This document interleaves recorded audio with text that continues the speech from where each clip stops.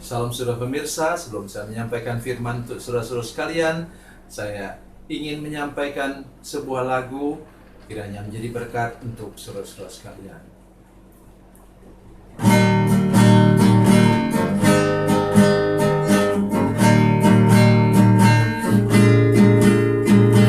Kasih dan persahabatan dalam kasih Yesus Tuhanku, kasih yang setia berkorban, ku bahagia memilikinya. Kasih yang tak membedakan, bebas dari iri dan dengki, jauh dari cemburu dan benci, rendah hati, tulus dan murni. Kekasih di dalam Yesus indah dan abadi.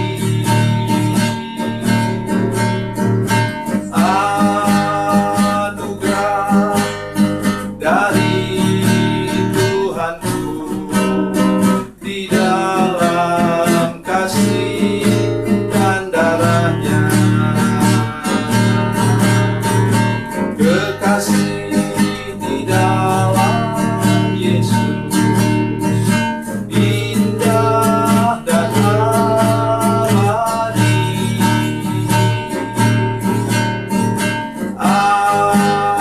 Anugerah dari Tuhanku di dalam kasih dan darahnya.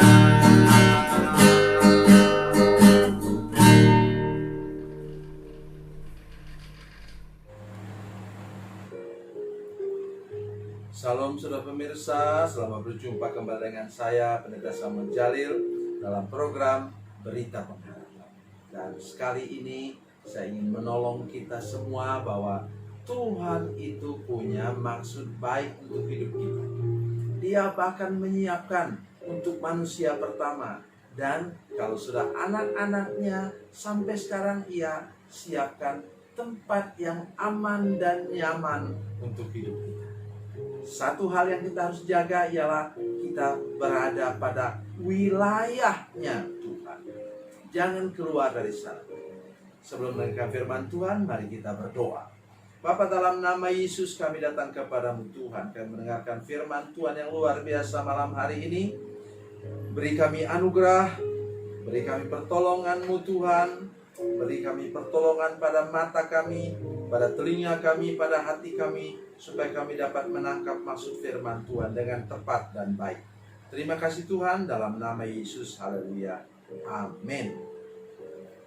Saudara pemirsa, mari kita membaca firman Tuhan dari Perjanjian Lama, kitab Kejadian pasal 2, Kejadian pasal 2, Kejadian pasal 2 ayat yang ke-15. Dan 2 ayat 15. Tuhan Allah mengambil manusia itu dan menempatkannya dalam Taman Eden untuk mengusahakan dan memelihara taman itu. Amin. Saudara pemirsa, saya kadang-kadang membayangkan sudah hidup di kota besar seperti kami di sini, tempatnya tidak ada halaman, bahkan halaman belakang pun, serambi belakang, semua sudah ditutup, dibuat kamar-kamar. Di mana mau bikin taman? Tetapi saya terinspirasi oleh seorang ibu teman kami di sebuah kota yang lain. Dia buat apa? Dia ikatkan batang-batang kayu yang sudah lapuk di serambi, bukan serambi, pagar depan rumahnya. Terus apa? Dia tanam di situ apa yang biasanya tumbuh di tempat kayu yang sudah lapuk, batang-batang kayu sudah lapuk, namanya anggrek. Kalau sudah melihat halaman depan rumahnya itu, anggreknya berbunga berwarna-warni, begitu bagus dan indah. Maksud saya ialah sudah melihat Tuhan membuat program bahwa kita diberi tempat yang indah, asri, dan nyaman. Tapi kemudian kita bilang, iya, kita bisa buat taman, bisa buat apa? Tapi bagaimana kalau lingkungan kita di sini banyak orang jahatnya? Oh, saudara-saudara sekalian, saya ingin menolong saudara sekalian. Jangan berpikiran negatif. Kalau sudah melihat kenyataan, rumah orang di ujung sana dirampok orang, di kemalingan dan macam-macam, ya tolong dong saudara ikut berinisiatif. Kecuali kalau sudah tua kayak saya, mungkin tidak mampu lagi siskamling. Tapi mari mulai, anak-anak Tuhan, saya katakan, mari kita mulai aktif dalam mengamankan lingkungan kita. Selain itu ada satu kunci lagi, mari berdoa. Firman Tuhan mengatakan dalam Yeremia 29, mari kita baca bersama-sama. Yeremia 29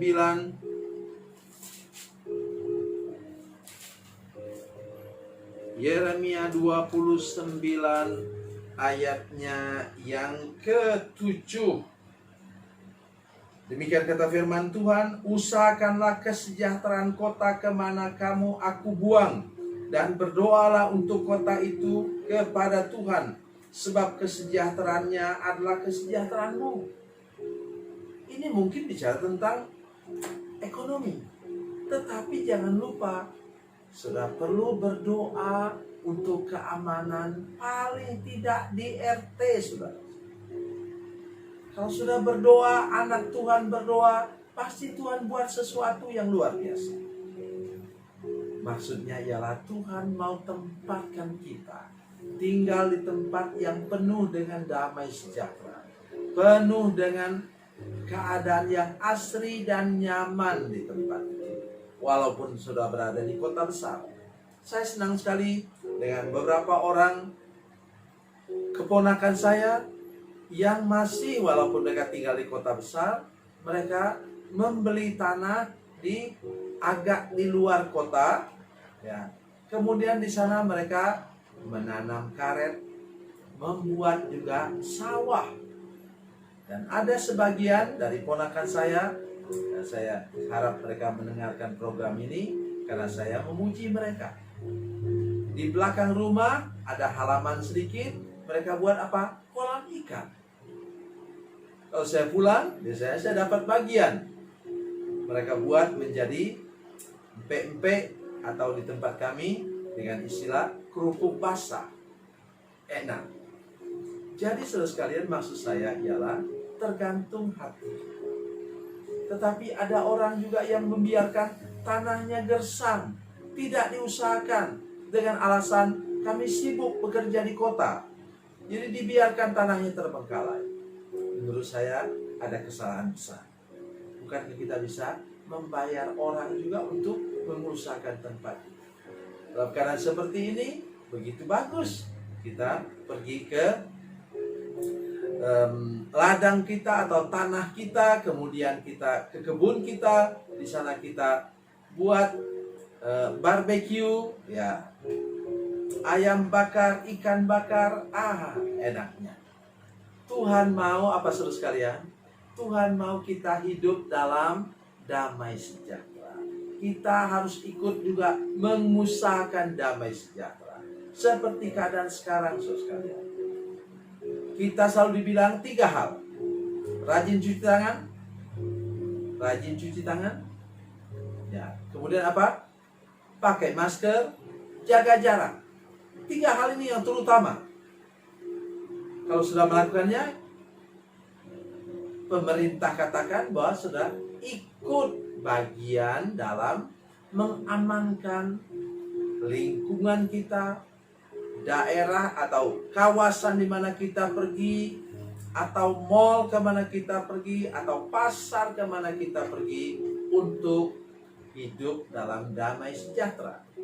Dan pada hari ini saya mengatakan bahwa kepada manusia yang mula-mula, Tuhan menyiapkan taman, menyiapkan lingkungan yang asri, yang nyaman.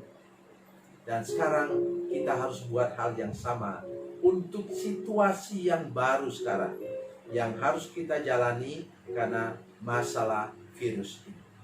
Tuhan Yesus memberkati, Tuhan Yesus baik. Mari kita berdoa. Bapa, dalam nama Yesus kami sudah mendengarkan firman-Mu.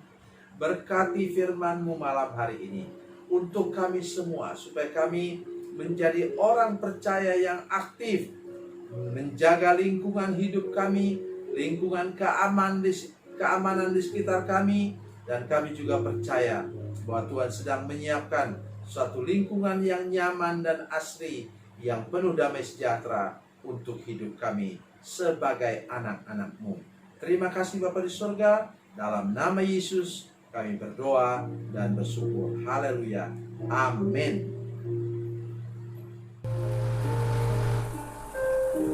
Bila Anda memerlukan dukungan doa kami, atau bila Anda punya masalah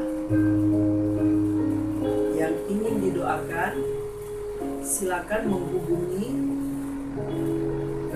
nomor telepon kami 0812 7661 1125. Dan bagi Anda yang berada di luar negeri, silakan menghubungi +62 812 7661 1125. Tuhan Yesus memberkati, Tuhan Yesus baik.